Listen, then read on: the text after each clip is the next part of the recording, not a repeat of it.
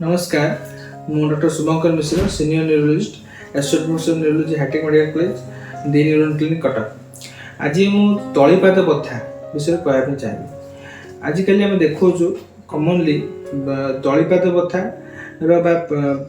Foot soul pen बहुत बढ़ी जाऊँगी। अर्ली मॉर्निंग सोल पेन बहुत लोग रोचे। मोस्टली रोग अच्छे तार प्लांटर फासाइटिस होता है।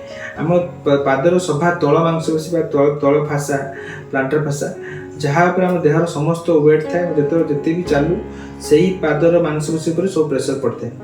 तो बहुत सी डैमेज हो जाए जहाँफल कि आम तलीपाद बथा होता है। मोस्टली लोक अर्ली मॉर्निंग सकाल उठू पाद बथा बहुत बेसी हुए जहाँफल से चली पारती। यंग फिमेल मानकर यंग मेल मानकर सब होता है। तो एथुरु आम रक्षा पाइबा बहुत सहज कि आम किसी स्टेप जो अवलम्बन करवा एम इजिली रक्षा पाई। प्रथम कथा आम वेट टाक कंट्रोल रखा। बहुत बेसी वेट पाद पर पड़े तो निश्चय मसल डैमेज होगा चांस बहुत बेसी बढ़ जहाँफल से पेन कर। सेकेंड हूँ प्लांटर फासा पादटाक आम स्ट्रेच कर सब विभिन्न प्रकार स्ट्रेचिंग अच्छी फुट स्ट्रेचिंग आप फिजियोथेरापिस्ट को पचारे से शिखेदेवे कि नेट देखला जापर से करेंगे।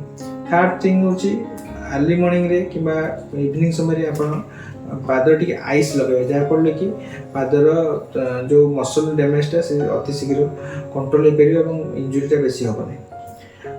घरे चलला बेले मोस्टली घर गुड़ाक सब मार्बल या प्लेट पड़ी जोड़ा कि आमर पाद पर बहुत बहुत अधिका प्रेसर पकाई था जहाँफल कि फुट प्लांटर फासार डैमेज बहुत शीघ्र बढ़ी जाए। से घर भर चलला बेले नरम सोल वाला जूता पिंधे और खाली पाद चलिया को एवॉइड करूँ।